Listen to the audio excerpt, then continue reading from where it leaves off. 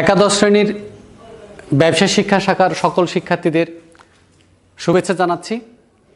আজকে Rajshahi government degree college কর্তৃক আয়োজিত অনলাইন ক্লাসে স্বাগত জানাচ্ছি তোমাদের। আমি মোহাম্মদ সোহেল রানা, সহকারী অধ্যাপক হিসাব বিজ্ঞান বিভাগ। আজকে তোমাদের হিসাব বিজ্ঞান প্রথম পত্রের একটি ক্লাস তোমাদের সাথে আমি নেব। নগদান বই এই টপিকটির উপরে। এটি মূলত প্রথম পত্রের দ্বিতীয় অধ্যায়েরই একটি অংশ, নগদান বই। আমাদের ইতোপূর্বের বা আগের আলোচনায় এই শব্দটি তোমরা শুনে থাকবে বা শুনেছ, অবশ্যই তোমাদের মনে রয়েছে। নগদান বই অর্থাৎ নগদ, তোমরা দেখতে পাচ্ছ যে নগদান বই মূলত নগদ যে শব্দটি সেটির সাথে মোটামুটি জড়িত আর কি, নগদের সাথে জড়িত আর কি, নগদ বা নগদ সম্পর্কিত বা নগদ সমতুল্য। ঠিক আছে, এর আগে একটি শব্দ আমি তোমাদের বলেছিলাম, তোমাদের মনে আছে, সেটি হচ্ছে ক্যাশ ইকুইভ্যালেন্ট। ক্যাশ ইকুইভ্যালেন্ট নামে একটা শব্দ তোমরা আমার কাছ থেকে শুনেছিল, বা নগদ সমতুল্য। নগদ সমতুল্য বা ক্যাশ ইকুইভ্যালেন্ট যেটাকে আমরা বলে থাকি। এই নগদ সমতুল্য আরেকটি টপিক, নগদ ছাড়াও আরেকটি শব্দকে বা আরেকটি বিষয়কে নগদ সমতুল্য বিবেচনা করা হয়েছে, নগদের মতো বিবেচনা করা হয়েছে, সেটি হচ্ছে চেক। ওকে, তোমরা জানো যে চেক বা ব্যাংককে নগদ সমতুল্য বিবেচনা করা হয়েছে, অর্থাৎ নগদের মতো বিবেচনা করা হয়েছে। তো মূলত এই নগদান বই, এটি আমাদের যে হিসাব বিজ্ঞানে যে বিভিন্ন ধরনের বই রয়েছে তার ভেতরে একটি হচ্ছে নগদান বই, একটি বই। মূলত এটিও কিন্তু একটি প্রাথমিক বই। তো এখন মূলত একটা প্রতিষ্ঠানের নগদ এবং ব্যাংক সংক্রান্ত, কি বলছি আমি, নগদ এবং ব্যাংক সংক্রান্ত লেনদেনগুলোকে তারিখের ক্রমানুসারে যে বইতে লিপিবদ্ধ করা হয় তাকেই মূলত আমরা নগদান বই বলে থাকি। ঠিক আছে, এখন এই নগদান বই নিয়ে আজকে আমি তোমাদের সাথে কথা বলবো। তার নগদান বইকে আমরা কি বলছি, এটি একটি প্রাথমিক বই এবং নগদ ও ব্যাংক সংক্রান্ত লেনদেন তারিখের ক্রমানুসারে এই বইতে লিপিবদ্ধ হয়। নগদান বইকে যেহেতু এটি প্রাথমিক বই, এই কারণে এই বইটাকে জাবেদা বলা হয়। তাহলে আমরা একটু ডিটেলস যদি লিখতে থাকি শিক্ষার্থী বন্ধুরা, তাহলে প্রথমেই যেটি পেলাম সেটি হচ্ছে এটি একটি প্রাথমিক বই। এরপরে বলছি আমরা নগদ ও ব্যাংক সংক্রান্ত লেনদেন তারিখের ক্রমানুসারে লেখা হয়। ওকে, তারপরে কি বলছি, যেহেতু এটি প্রাথমিক বই এবং লেনদেন সংগঠিত হওয়ার সাথে সাথেই এখানে লিপিবদ্ধ করা হয়, তাই এটাকে জাবেদা বলে। ঠিক আছে, এটাকে আমরা জাবেদাও বলতে পারি। এরপরে জাবেদার পরে একটি বই, যেটি তোমরাকে জানো যে তোমরা হিসাবের পাকা বহি বলে বা সকল বইয়ের রাজা বলা হয় বা একমাত্র স্থায়ী বই কারবারের, সেটি হচ্ছে খতিয়ান। খতিয়ানে কি ছিল তোমরা মনে আছে তোমাদের, সেটি খতিয়ানে উদ্বৃত্তকরণ করা হয়, জের নির্ণয় করা হয়, সংক্ষিপ্তকরণ, শ্রেণীবিন্যাসকরণ করা হয়। তো যেহেতু এখানে নগদ এবং ব্যাংক সংক্রান্ত লেনদেনকে শুধুমাত্র লিপিবদ্ধ করা হয় এবং উদ্বৃত্তকরণ করা হয়, তাহলে শ্রেণীবিন্যাসকরণও এখানে হয়, আবার উদ্বৃত্তকরণও হয়, যার ফলে এটিকে খতিয়ানও বলা হয়। কি বলা হয়? খতিয়ানও বলা হয়। তাহলে দেখো, নগদান বই কি বলছি আমরা, এটা প্রাথমিক বই, নগদ ও ব্যাংক সংক্রান্ত লেনদেন তারিখের ক্রমানুসারে লেখা হয় এবং কি বলছি আমরা, এটাকে জাবেদা বলে আবার খতিয়ানও বলে। ঠিক আছে, তার মানে নগদান বইকে জাবেদা এবং খতিয়ান উভয়ই বলা হয়। নগদান বই প্রস্তুতের অনেকগুলো উদ্দেশ্য রয়েছে, তার ভেতরে প্রধান যেটি উদ্দেশ্য রয়েছে সেটি হচ্ছে এখান থেকে নগদের উদ্বৃত্ত জানা যায়, অর্থাৎ নগদ টাকা কত ছিল মাসের শুরুতে, তারপরে কত টাকা নগদ এসেছে সারা মাসে, তারপরে কত টাকা নগদ চলে গিয়েছে, এবং মাস শেষে হাতে নগদের অবস্থা সুস্পষ্টভাবে জানা যায় এই বিবরণী থেকে, এই বই থেকে। এরপরে যদি আমরা দেখি আরেকটি এর উদ্দেশ্য রয়েছে বা আরেকটি এর গুরুত্ব রয়েছে, সেটি হচ্ছে আমরা যখন টাকা জমা দেই কোথায়, ব্যাংকে, অথবা আমরা ব্যাংকে হিসাব করলাম, তো ব্যাংকে হিসাব করার পরে আমরা ব্যাংকে টাকা জমা দেই, সেই ব্যাংক থেকে টাকা উত্তোলন করি, ব্যাংকে চেক জমা দেই, আবার আমরা চেক কাউকে চেক দেই, সেখান থেকে তিনি আবার সেখান থেকে টাকা নিয়ে যান, আবার মালিক ব্যাংক থেকে টাকা উত্তোলন করতে পারে, প্রতিষ্ঠানও ব্যাংক থেকে টাকা উত্তোলন করতে পারে। তাহলে কি হচ্ছে, এই যে ব্যাংকে আমার যে জমাটা থাকছে বা ব্যাংক থেকে যে টাকা উত্তোলন হচ্ছে, এই ব্যাংক সংক্রান্ত যে ট্রানজ্যাকশন, ব্যাংক সংক্রান্ত যে লেনদেন, এটিকে লিপিবদ্ধ করার জন্যও কিন্তু নগদান বই করা হয়। অর্থাৎ কি, মাস শেষে আমার ব্যাংকে কত টাকা জমা আছে, আমি কত টাকা সারা মাসে তুলেছি, কত টাকা সারা মাসে জমা দিয়েছি, এবং মাস শেষে আমার ব্যাংকে কত টাকা জমা আছে, এটি কিন্তু আমি সহজেই বের করতে পারি আমার এই নগদান বই থেকে। তাহলে নগদান বই প্রস্তুত করা এটি অত্যন্ত গুরুত্বপূর্ণ, এবং এটি কারবারের জন্য খুবই গুরুত্বপূর্ণ। এবং তোমরা জানো, এর আগেও আমি বলেছি যে নগদ হচ্ছে একটা প্রতিষ্ঠানের হার্ট বা হৃদয়, তার সাথে ব্যাংক ডেফিনেটলি, বিকজ এটা হচ্ছে ক্যাশ ইকুইভ্যালেন্ট বা নগদ সমতুল্য, অর্থাৎ নগদের মতোই কিন্তু এই ব্যাংক জমাকে বা এই চেককে প্রাধান্য দেওয়া হয়েছে, গুরুত্ব দেওয়া হয়েছে। তো শিক্ষার্থী বন্ধুরা, এই নগদান বইকে যদি আমরা মানে ঘর অনুযায়ী ভাগ করে দেখি, প্রথমত আমরা নগদান বইকে আমরা এই 4 ভাগে ভাগ করে থাকি, বা 4 ধরনের নগদান বই কিন্তু আমরা দেখতে পাই। সেটা তোমরা বলে রাখি, সেটি একটা হচ্ছে আমরা এক ঘরা নগদান বই, এক ঘরা নগদান বই, ঠিক আছে। এক ঘরা নগদান বই কেন এখানে বলা হয়, সেখানে হচ্ছে যে টাকার যে ঘরটি রয়েছে, এই টাকা আমরা যদি দেখি, তোমরা এর আগে খতিয়ান দেখেছো, আমি একটু একটা ছক টেনে তোমাদের যদি আমি দেখাই, তাহলে তোমরা এটি নিয়ে বেশি তোমাদের ধারণা ঠিক হবে আর কি। দেখো, সেটি এক ঘরা নগদান বই, অর্থাৎ এরকম খেয়াল করবে, এখানে দেখো, এটিকে আমরা টি ছক যদি বলে থাকি, তোমরা এটিকে জানো টি ছক নামে। দেখো, এখানে দুটি ঘর রয়েছে, এখানে ছোট ছোট দুটি ঘর রয়েছে, এটা মূলত মিডিল, আর এখানে তারিখের ঘর রয়েছে। এটি নগদান বই এক ঘরে। এখানে আমরা ডেবিট লিখি, এখানে তারিখ, আচ্ছা ডিটেলস না লিখে এখানে হচ্ছে ক্রেডিট, তোমরা এটি বুঝবে তোমার যেহেতু খতিয়ান হয়েছে তোমাদের। তাহলে দেখো, এখানে নগদ বা টাকার ঘর, এটি মনে করো এটা নগদ বা টাকার ঘর, এটা নগদ, শুধুমাত্র নগদ টাকা, নগদ টাকা। তাহলে দেখো, এটা তারিখ, এটা বিবরণ, অনেক সময় অনেকে প্রাপ্তিও লিখে, এটা হচ্ছে ভাউচার নম্বর, এটা খতিয়ান পৃষ্ঠা নম্বর, ঠিক আছে। এটা বিবরণ, এটা ভাউচার নম্বর, এটা হচ্ছে খতিয়ান পৃষ্ঠা নম্বর। তাহলে দেখো, এই যে একটি ঘর, এবং এখানে টাকার ঘর কয়টি রয়েছে, একটি, যেটি শুধু লেখা আছে উপরে দেখো নগদ টাকা বা নগদের ঘর।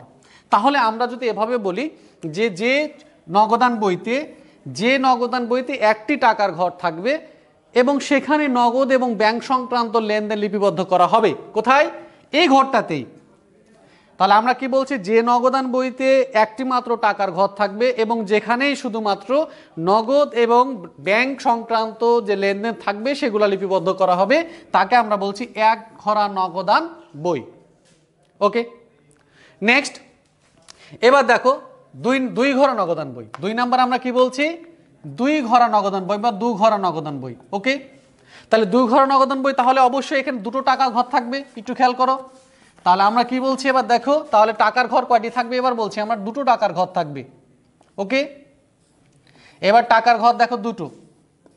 ওকে, টাকার ঘর হয়ে গেল এবার দুটো, একটা হচ্ছে নগদ, একটা হচ্ছে ব্যাংক, একটা হচ্ছে নগদ, একটা হচ্ছে ব্যাংক। তাহলে এটাকে আমরা কি বলছি, 2 ঘরা নগদান বই বা 2 ঘরা নগদান বই। তাহলে কি বলবো এবার আমরা, কিভাবে বলবো, যে নগদান বইতে টাকার ঘর দুটি থাকবে, একটি নগদের এবং একটি ব্যাংকের, নগদ সংক্রান্ত লেনদেন নগদের ঘরে, ব্যাংক সংক্রান্ত লেনদেন বা চেক সংশ্লিষ্ট লেনদেনগুলো ব্যাংকের ঘরে লিপিবদ্ধ হবে, তাকে আমরা কি বলছি, 2 ঘর নগদান বই। এবার দেখি আমরা 3 নম্বর যদি আমরা দেখি শিক্ষার্থী বন্ধুরা, তাহলে দেখবো আমরা সেটি হচ্ছে 3 ঘর নগদান বই। ওকে, 3 নাম্বার আমরা বলছি কি 3 ঘরা নগদান বই। তাহলে 3 ঘর নগদান বই এবার কি হবে, তাহলে যেখানে 3টি টাকার ঘর থাকবে। ওকে, আমি একটা 500 করছি, দেখো এটা মিডিল, একই উভয় একই জিনিস ওই পাশে হবে। তাহলে দেখো এদিকে হচ্ছে আমরা একটা 500 করলাম, তাহলে দেখো এখানে সব ঠিক থাকবে, শুধুমাত্র টাকার ঘর কয়টি হচ্ছে দেখো 3টি, একটা বাট্টা, একটা নগদ, একটি হচ্ছে ব্যাংক। এটা ডেবিট 500, তাহলে ক্রেডিট 500 ঠিক একই রকমই হবে। তাহলে এখানে টাকার ঘর কয়টি, 3টি। এখানে কি কি আছে, বাট্টা, নগদ, ব্যাংক। তোমরা জানো যে বাট্টা হচ্ছে 2 ধরনের, একটা কারবারি বাট্টা, একটা হচ্ছে নগদ বাট্টা। কারবারি বাট্টা হিসাবভুক্ত হয় না, এটি পণ্যমূল্য থেকে একদম সরাসরি বাদ যায় এবং এটি হিসাবভুক্ত করার প্রয়োজন নেই, কারণ এটি আমাদের লেনদেনের উপরে কোনো প্রভাব ফেলে না। তাহলে কি হচ্ছে, এবার আসি আমরা নগদ বাট্টা। তাহলে এই যে বাট্টার যে ঘরটি রয়েছে এটি মূলত নগদ বাট্টার ঘর। ওকে, তাহলে নগদ বাট্টার কিন্তু একটা বৈশিষ্ট্য রয়েছে, তোমরা জানো অবশ্যই, তোমাদের মনে আছে, আমি তো পূর্বে এই বিষয়টি বলেছি যে নগদ বাট্টার একটি গুরুত্বপূর্ণ বৈশিষ্ট্য হচ্ছে নগদ বাট্টা কখনোই নগদে পাওয়া যায় না, কখনোই নগদে পরিশোধ করা হয় না, কিন্তু নাম হচ্ছে নগদ বাট্টা। তাহলে কি হচ্ছে দেখো, এই নগদ বাট্টার একটি ঘর, একটা নগদের ঘর, একটা ব্যাংকের ঘর। তাহলে যখন যে নগদান বইতে 3টি ঘর থাকছে, একটি নগদের ঘর, একটি বাট্টার ঘর, একটি হচ্ছে ব্যাংকের ঘর। বাট্টার ঘরে নগদ বাট্টা সংক্রান্ত তথ্য বসবে, নগদের ঘরে নগদ টাকা সরাসরি নগদের তথ্যগুলো বসবে এবং ব্যাংকের ঘরে ব্যাংক সংশ্লিষ্ট লেনদেনগুলো বা তথ্যগুলো বসবে। তাহলে আমরা তখন তাকে আমরা বলছি 3 ঘরা নগদান বই। এটা ডেবিট 500, ক্রেডিট 500 সেম একই রকম, এই কারণে আমি করিনি। এর আরেকটি রয়েছে, সেটি হচ্ছে খুচরা নগদান বই। 4 নম্বর রয়েছে, সেটি হচ্ছে খুচরা নগদান বই। তো শিক্ষার্থী মনে, তাহলে এই খুচরা নগদান বই নিয়ে, এটি নগদান বইয়ের আরেকটি অংশ, আরেকটি অঙ্ক একটু ডিফারেন্ট, অর্থাৎ প্রতিষ্ঠানের ছোট ছোট বা খুচরা খরচগুলোকে লিপিবদ্ধ করার জন্য বা হিসাবভুক্ত করার জন্য যে নগদান বই প্রস্তুত করা হয় সেটিকে মূলত খুচরা নগদান বই বলা হয়। তখন আমরা সেটা নিয়ে অন্য ক্লাসে যখন আলোচনা করব তখন আমরা ছক টেনে বা অঙ্ক কীভাবে করে করতে হয়, উপস্থাপন করতে হয়, সেগুলো আমরা দেখব। তাহলে আজকে আমরা যেটি শুরু করব সেটি হচ্ছে আমরা প্রথমেই এই যে খুচরা ব্যতীত অর্থাৎ 2 ঘরা, 3 ঘরা বা 1 ঘরা এই নগদান বইগুলো নিয়ে কথা বলবো এবং শুরুতে আমরা 2 ঘরা নগদান বই সংশ্লিষ্ট অঙ্ক করাবো তোমাদের। তার 1 ঘরা অবশ্যই শেখাবো আমরা, কিন্তু প্রথমে আমরা 2 ঘরা নগদান বই নিয়ে কথা বলবো, যেহেতু এখানে 2টি সেপারেট ঘর রয়েছে, এটি নিয়ে প্রথমে কথা বলবো। তো শিক্ষার্থী বন্ধুরা, আজকে খুবই গুরুত্বপূর্ণ একটি টপিক আমি তোমাদের আলোচনা করব, সেটা হচ্ছে কোন জাতীয় লেনদেনগুলো কিভাবে নগদান বইয়ের কোন দিকে কখন কিভাবে বসে সেটি আমরা তোমাদেরকে আজকে লিখে দিব। তার সাথে কিভাবে উদ্বৃত্তকরণ করা হয় এগুলো তোমরা আজকে শিখবে এবং অবশ্যই আজকের এই ক্লাসটি তোমরা মনোযোগ সহকারে দেখবে, খাতায় তুলে নেবে এবং আগামী ক্লাসের পূর্বেই এই তথ্যগুলো তোমরা পড়ে মুখস্থ করে ফেলবে। তো শিক্ষার্থী বন্ধুরা, শুরু করি আমরা। তাহলে দেখো, আমি একটি নগদান বইয়ের একটি ছক টানছি, মূলত এটি হচ্ছে 2 ঘরা নগদান বই। খেয়াল করবে, তাহলে 2 ঘর নগদান বইয়ের আমরা দেখলাম কি যে 2টি অংশ থাকবে, 2টি ঘর থাকবে, একটি ব্যাংকের টাকার ঘর, একটি হচ্ছে নগদ টাকার ঘর। ওকে, তাহলে আমরা যদি এইদিকে দেখি তাহলে দেখো এটি ডেবিট 500, এখানে তারিখ থাকবে, ঠিক আছে।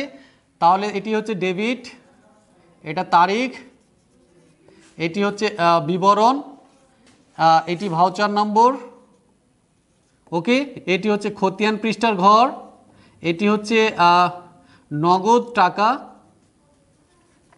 এটি হচ্ছে ব্যাংক টাকা, এটি হচ্ছে তারিখ। ঠিক একই রকমভাবে এটি ক্রেডিট পাশে একই রকম ঘর হবে, তাহলে এইদিকে 2টো টাকার ঘর, তারপরে একটি খতিয়ান পৃষ্ঠা, একটি হচ্ছে ভাউচার নম্বরের ঘর, এটা হচ্ছে বিবরণ, এটা হচ্ছে ভাউচার নম্বর, এটা হচ্ছে খতিয়ান পৃষ্ঠা, এটা হচ্ছে নগদ টাকা, এটা হচ্ছে ব্যাংক টাকা। ওকে, তাহলে আমরা প্রথমেতে আজকে 2 ঘরা নগদান বই নিয়ে কথা বলবো। ওকে, এটা হচ্ছে ক্রেডিট। ঠিক আছে, তাহলে দেখো আমরা একটি ঘর টেনে ফেললাম। আজকে তোমরা আমি কোন তথ্য কোন দিকে কিভাবে বসবে তাহলে সেগুলো তোমরা অবশ্যই তুলে নিবে। তাহলে প্রথমে আমরা ডেবিট দিকে দেখব। প্রথমেই যদি মনে রাখি আমরা হাতে নগদ এবং ব্যাংক জমার উদ্বৃত্ত যদি থাকে, কি বললাম, হাতে নগদ এবং ব্যাংক জমার উদ্বৃত্ত, হাতে নগদ এবং যদি ব্যাংক জমার উদ্বৃত্ত থাকে, হাতে নগদ ও ব্যাংক জমার উদ্বৃত্ত, হাতে নগদ ও ব্যাংক জমার উদ্বৃত্ত থাকলে সেটি বসবে নগদের ঘরে নগদের টাকাটা এবং ব্যাংকের ঘরে ব্যাংকের টাকাটা বসবে। কিন্তু যদি ব্যাংক জমাতিরিক্ত থাকে, ব্যাংক জমাতিরিক্ত, ওকে, প্রারম্ভিক ব্যাংক জমাতিরিক্ত থাকে, তাহলে সেটি বসবে হচ্ছে ব্যাংকের ঘরে ক্রেডিট পাশে। ওকে ফাইন, যদিও এগুলো এভাবে বসবে না, বসবে হচ্ছে ব্যালেন্স বিডি লাগবে, এখানে ব্যালেন্স বিডি লিখবো, এখানেও ব্যালেন্স বিডি লিখবো আমরা, সেক্ষেত্রে মনে রাখবো আমরা। তাহলে হাতে নগদ ও ব্যাংক জমার উদ্বৃত্ত যদি থাকে তাহলে ডেবিট পাশে নগদের ঘরে এবং ব্যাংকের ঘরে, আর যদি ব্যাংক জমা অতিরিক্ত থাকে তাহলে সেটি ক্রেডিট দিকে ব্যাংকের ঘরে লিখবো। তো শিক্ষার্থী বন্ধুরা এরপরে আমরা দেখি, তাহলে পরের টপিক হচ্ছে সকল ধরনের নগদ প্রাপ্তি। তো সহজ আমরা একদম লিখছি নগদ প্রাপ্তি সমূহ, নগদ প্রাপ্তি অর্থাৎ আমরা যদি কোনো লেনদেনের ফলে নগদ টাকা পাই, সরাসরি নগদ টাকা পাই। নর্মালি নগদ টাকা আমরা কিভাবে পাই, নগদ বিক্রয় থেকে পাই, তারপরে কোথা থেকে পাই, সেটি হচ্ছে দেনাদারের কাছ থেকে পাই, তারপরে কোথা থেকে পাই, ঋণ নিলে নগদ টাকা আসে। তাহলে যদি আমরা নগদ প্রাপ্তি হয় আমাদের, তাহলে সেটি ডেবিট দিকে নগদের ঘরে বসবে। এরপরে দেখি আমরা, সেটা হচ্ছে তাহলে কি নগদ প্রাপ্তি আমরা কী কীভাবে পেতে পারি, বিক্রয় থেকে পেতে পারি, দেনাদারের কাছ থেকে পেতে পারি, ঋণ নিলেও আমরা পেতে পারি। একই রকমভাবে যদি আমরা নগদ প্রদান করি, তাহলে নগদ প্রদান সমূহ, নগদ প্রদান, তাহলে নগদ প্রদান করলেও আমরা কোথায় কোন দিকে বসবে, আমাদের ক্রেডিট দিকে নগদের ঘরে বসবে। এরপরে নগদ প্রদানের দিকে আমরা কি কি বলতে পারি, কীভাবে প্রতিষ্ঠানে নগদ টাকা চলে যেতে পারে, নগদ ক্রয় করলে যেতে পারে, প্রদেয় হিসাবকে নগদ টাকা দিলে চলে যেতে পারে, তারপরে ঋণ পরিশোধ করলে চলে যেতে পারে, নগদ উত্তোলন করলে চলে যেতে পারে। যে কোনো কারবারের খরচ আছে সেই খরচগুলো যদি আমরা নগদে করি সেক্ষেত্রেও কিন্তু কি হবে, নগদ টাকা কারবার থেকে চলে যাবে। এরপরে আসি আমরা, খুবই গুরুত্বপূর্ণ, দেখো নগদ টাকা যদি আমরা ব্যাংকে জমা দেই, ঠিক আছে, তাহলে তার আগে আমরা একটু লিখে নেই চেক প্রাপ্তি। ওকে, চেক প্রাপ্তি, আমরা যদি নগদ টাকার পরিবর্তে চেক পাই, ঠিক আছে, কোনো দেনাদারের কাছ থেকে চেক পেতে পারি, বিক্রয় করে চেক পেতে পারি, যে কারো কাছ থেকে কিন্তু আমরা চেক পেতে পারি নগদের পরিবর্তে। যদি চেক পাই তাহলে সেটি নগদের পরিবর্তে ব্যাংকের ঘরে বসবে ডেবিট পাশে। আবার যদি আমরা চিন্তা করি চেক প্রদান, যদি আমরা করি চেক প্রদান, নগদ টাকা না দিয়ে কাউকে যদি আমরা চেক দেই তাহলে কি হবে, সেটিও কিন্তু আমাদের কি হচ্ছে, দেখো আমাদের নগদের পরিবর্তে ক্রেডিট দিকে ব্যাংকের পাশে বসবে। তাহলে আমরা কি করতে পারি, চেক পেতেও পারি, চেক দিতেও পারি। এরপরে দেখি আমরা শিক্ষার্থী বন্ধুরা, তারপর দেখো আমরা যদি ব্যাংক থেকে নগদ টাকা উত্তোলন করি, কি বলছি আমরা, ব্যাংক থেকে নগদ টাকা উত্তোলন করি আর ব্যাংকে নগদ টাকা জমা দেই, মনে রাখবো এই দুটি এন্ট্রিকে বা এই দুটি লেনদেনকে কন্ট্রা এন্ট্রি বা বিপরীত দাখিলা বলা হয়। আমি আবার বলছি, একটু মনে রাখবে। তাহলে বিপরীত দাখিলা কয়টি, দুইটি হচ্ছে বিপরীত দাখিলা, বিপরীত দাখিলা, ঠিক আছে, সেটা কয়টি বিপরীত দাখিলা, দুইটি। সেটা কি, একটা হচ্ছে ব্যাংক থেকে নগদ উত্তোলন, কিসের জন্য উত্তোলন, প্রতিষ্ঠানের প্রয়োজনে। আরেকটি কি, সেটি হচ্ছে ব্যাংকে নগদ টাকা জমা। ওকে, তাহলে দেখো যদি আমি এই দুটো একটু ব্লক করে রাখো তোমরা সেপারেট ভাবে, সেটি হচ্ছে কি, দেখো ব্যাংকে নগদ জমা। ওকে, দেখো ব্যাংকে যদি আমরা নগদ জমা দেই তাহলে ডেবিট দিকে ব্যাংকের ঘরে। ওকে, আবার এদিকে দেখো লিখছি আমি, এটি একটু ব্লক করে রাখো সেপারেট করে, যে ব্যাংকে নগদ জমা, সেটা আবার ক্রেডিট দিকে নগদের ঘরে। তাহলে কি দেখলাম আমরা, যদি আমরা ব্যাংকে নগদ টাকা জমা দেই তাহলে বসবে কোন দিকে, ডেবিট দিকে ব্যাংকের ঘরে এবং ক্রেডিট দিকে নগদের ঘরে। এই কারণে এটিকে বলা হয় কন্ট্রা এন্ট্রি বা বিপরীত দাখিলা। তাহলে মনে রাখবো বিপরীত দাখিলা কাকে বলে, যে লেনদেনের দুটি দিক বা দুইটি পক্ষ নগদান বইয়ের দুই দিকেই বসে, একটি নগদের দিকে আর একটি ক্রেডিটের ব্যাংকের দিকে, আবার একটি ব্যাংকের দিকে হলে আরেকটি নগদের দিকে, ডেবিট এবং ক্রেডিটে, সেক্ষেত্রে এটিকে আমরা কি বলছি, কন্ট্রা এন্ট্রি বা বিপরীত দাখিলা বলছি।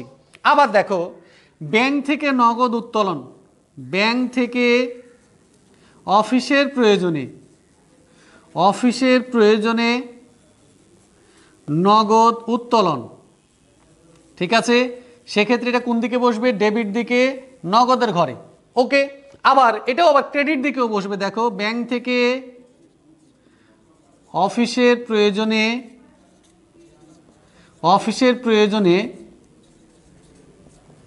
উত্তোলন, এটা আবার কোথায় বসবে, দেখো ক্রেডিট দিকে ব্যাংকের ঘরে। তাহলে কি দেখলাম আমরা, দেখো তাহলে এই দুটো এন্ট্রিকে আমরা কি বলছি, কন্ট্রা এন্ট্রি বলছি বা বিপরীত দাখিলা বলছি। তাহলে বিপরীত দাখিলা কয়টি, দুইটি। একটা হচ্ছে কি নগদ ব্যাংকে জমা, আরেকটি হচ্ছে কি ব্যাংক থেকে অফিসের প্রয়োজনে ব্যাংক হতে উত্তোলন। এবার আমরা দেখি যদি ব্যক্তিগত উত্তোলন করে, ওকে, তাহলে এই দুটোকে আমরা ব্লক করে রাখলাম, এই দুটোকে আমরা চিহ্নিত করে রাখলাম, আলাদাভাবে চেনার জন্য মনে রাখবে। এরপরে দেখো, ব্যক্তিগত প্রয়োজনে ব্যাংক হতে উত্তোলন, ব্যক্তিগত প্রয়োজনে ব্যাংক হতে উত্তোলন, ব্যক্তিগত প্রয়োজনে ব্যাংক হতে উত্তোলন যদি করা হয় তাহলে ক্রেডিট দিকে বসবে কার ঘরে, ব্যাংকের ঘরে। এরপরে দেখো, সেটা হচ্ছে ব্যাংক জমার সুদ, এটি যদি আমরা পাই ব্যাংক জমার সুদ, তাহলে সেটি ডেবিট দিকে ব্যাংকের ঘরে। আবার রয়েছে দেখো ব্যাংক চার্জ যদি থাকে তাহলে সেটি ক্রেডিট দিকে ব্যাংকের ঘরে বসবে। ওকে, তাহলে এই চার্ট তোমরা মুখস্থ করবে আজকে। কি দেখো, খেয়াল করো, ডেবিট দিকে কি কি বসবে, হাতে নগদ ও ব্যাংক জমার উদ্বৃত্ত, কোথায় কোনটি বসবে টাকার চিহ্ন দিয়ে কিন্তু আমি তোমাদের চিহ্নিত করে দিয়েছি। এটা মুখস্থ করতে তোমাদের তেমন একটি বেগ পেতে হবে না, যদিও আমরা যখন লিখবো তখন ব্যালেন্স বিডি বা প্রারম্ভিক উদ্বৃত্ত হিসেবে লিখবো, বাট আপাতত আমি তোমাদের মুখস্থ করার জন্য এভাবে লিখে দিয়েছি।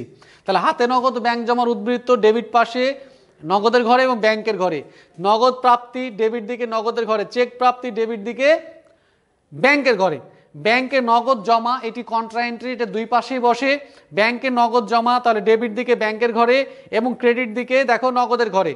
তারপরে অফিসের প্রয়োজনে ব্যাংক থেকে নগদ উত্তোলন করলে ডেবিট দিকে নগদের ঘরে এবং ক্রেডিট দিকে ব্যাংকের ঘরে। এরপরে আসে ব্যাংক জমার সুদ ডেবিট পাশে। এরপরে যদি ক্রেডিট দিক দেখি আমরা, তাহলে দেখো ব্যাংক জমাতিরিক্ত যদি থাকে শুরুতেই তাহলে আমরা ব্যালেন্স বিডি বা প্রারম্ভিক উদ্বৃত্ত লিখে ক্রেডিট দিকে ব্যাংকের ঘরে লিখব। নগদ প্রদান যদি থাকে তাহলে আমরা ক্রেডিট দিকে নগদের ঘরে লিখব। চেক প্রদান যদি থাকে তাহলে ক্রেডিট দিকে ব্যাংকের ঘরে লিখব। আর এই দুটো কন্ট্রা এন্ট্রি বললাম, ব্যক্তিগত প্রয়োজন ব্যাংক হতে উত্তোলন করলে ক্রেডিট দিকে কোথায়, ব্যাংকের ঘরে। ব্যাংক চার্জ যদি থাকে ক্রেডিট দিকে কোথায়, ব্যাংকের ঘরে। এই হচ্ছে মোটামুটি একটা চার্ট। তোমরা যদি এই চার্ট ধারণ করতে পারো, মাথার মধ্যে রাখতে পারো, তাহলে নগদান বই তোমার কাছে কিছুই মনে হবে না। এটা অত্যন্ত সহজ একটি টপিক, খুবই সহজ, এবং পরীক্ষায় এখান থেকে অঙ্ক আসে। তোমরা আজকে এটি মুখস্থ করবে। আমি আগামী দিন থেকে তোমাদের 2 ঘর নগদান বই, 3 ঘর নগদান বই এবং খুচরা নগদান বই এই সংক্রান্ত অঙ্ক তোমাদের আমি করাবো এবং আরও ডিটেলস আমরা কিন্তু আলোচনা করব। তো শিক্ষার্থী বন্ধুরা, এবার একটু আমরা দেখব যে আমরা যে উদ্বৃত্তকরণ করব সেটি কিভাবে করে করব। ঠিক আছে, তার অল্প একটু তোমাদের সাথে সময় নিব আমি আজকে। সেটি হচ্ছে উদ্বৃত্তকরণ, বা তোমরা জানো সেটি হচ্ছে নগদের উদ্বৃত্ত, মানে আসলে হাতে নগদ নির্ণয়, অর্থাৎ কি মাস শেষে আমার হাতে আর কত টাকা নগদ রয়েছে। ঠিক আছে, তো মূলত দেখো উদ্বৃত্তকরণ এবার আমরা কেমন করে করব একটু খেয়াল করো। তাহলে আমরা যদি উদ্বৃত্তকরণটা দেখি তাহলে দেখো সেটি হচ্ছে উদ্বৃত্তকরণ আমরা কেমন করে করব বা জেন নির্ণয় কেমন করে করব আমরা, তাই তো। তাহলে কি করব আমরা, দেখো নর্মালি আমরা প্রথমেই আমরা নগদের জের নির্ণয় করে থাকি শুরুতেই। ঠিক আছে, কি করে থাকি আমরা, সেটি হচ্ছে আমরা নগদ টাকার বা নগদের যে ঘরটি রয়েছে সেটির মূলত আমরা জের নির্ণয় করে থাকি। কেমন, তাহলে প্রথমে যেটি আমরা করি সেটি হচ্ছে নগদের যে প্রাপ্তির, মানে নগদের দিক ডেবিট দিকে কি থাকে, নগদ প্রাপ্তি থাকে। তাহলে আমরা কি করি, ডেবিট দিকে নগদের ঘরটা আমরা যোগ করি। ওকে, যোগ করলাম। এরপর আমরা কি করি, এই যে প্রাপ্তি বা ডেবিট দিক থেকে আমরা ক্রেডিট দিক বিয়োগ করি। বিয়োগ করলে আমরা কি পেয়ে যাব, আমরা জের পেয়ে যাব এবং জেরটা আমরা এই জায়গায় লিখি। ঠিক আছে, এরপরে এই পাশে যোগ করলে আমাদের দুই পাশে কি হবে, মিলে যাবে। আমি আবার বলছি, মনে করো ডেবিট দিক আমরা যোগ করলাম, নগদের ডেবিট দিক যোগ করে মনে করো আমরা পেলাম হচ্ছে 20,000 টাকা। ওকে, এবং ক্রেডিট দিকে মনে করো কোনো এক জায়গায় 5,000 টাকা রয়েছে প্রদানের দিকে নগদের ঘরে। তাহলে দেখো খুব স্বাভাবিকভাবে আমরা নগদের ডেবিট দিক যোগ করে পেয়েছি 20,000, ক্রেডিট দিকে রয়েছে 5,000 টাকা। তাহলে আমরা 20,000 থেকে যদি 5,000 টাকা বিয়োগ করি তাহলে আমাদের হাতে নগদ কত? 15,000 টাকা। এই 15,000 টাকা আমরা এই জায়গায় উপরে লিখি, ঠিক আছে? কোথায় উপরে লিখি? ক্রেডিট দিকে, বা যেদিকে ছোট সেদিকে। নর্মালি নগদের ঘরের সব সময় ক্রেডিট দিকে ছোট হবে, কারণ কি আমার হাতে যে নগদ ছিল বা নগদ যে টাকা পেয়েছি সেটা কোন দিকে আছে? ডেবিট দিকে।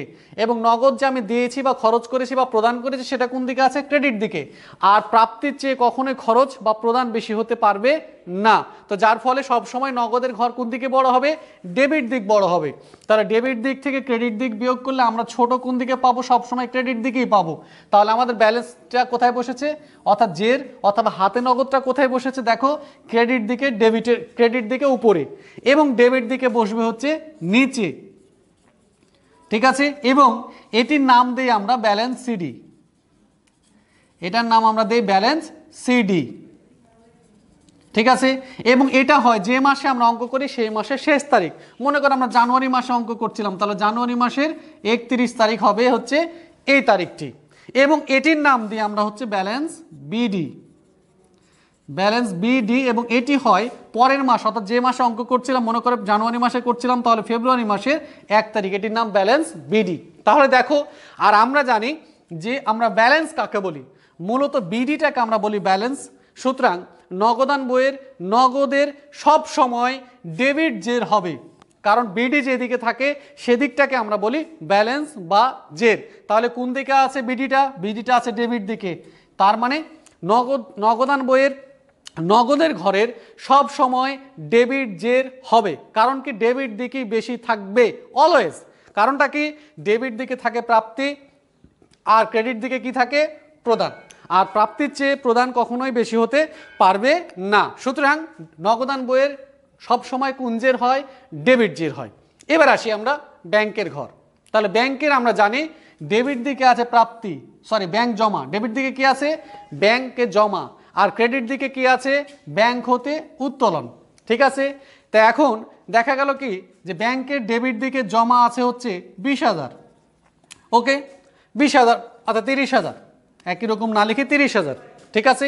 তাহলে ব্যাংকের ডেবিট দিকে আছে জমা হলো 30,000, আর ক্রেডিট দিকে দেখলাম আছে 20,000, ঠিক আছে? ক্রেডিট দিকে আছে কত? 20,000। আমরা জানি ক্রেডিট দিকে ব্যাংকের ঘরে টাকা মানে কি? ব্যাংক হতে উত্তোলন। তাহলে এখন দেখো ব্যাংকে জমা 30,000, ব্যাংক হতে উত্তোলন 20,000, তাহলে ব্যাংকে আমার কত টাকা আছে? 10,000 টাকা আছে। এটা কোথায় থাকবে? এই যে ছোট দিকে উপরে। এটাকে আমরা বলি কি? ব্যাংক জমার উদ্বৃত্ত। এখন যদি আমরা এদিক যোগ করি তাহলে কত হয়ে যাবে? 30,000। এবং এটার নাম কি? সিডি।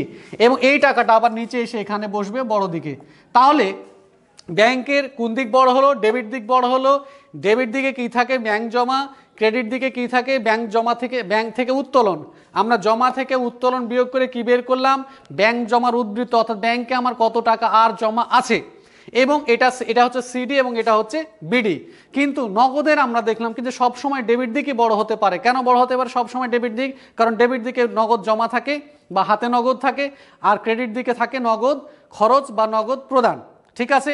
তাহলে নগদ আছে আমার কাছে 5,000 টাকা, আমি 6,000 টাকা নগদ একজনকে দিয়ে দিলাম, এটা পসিবল নয়।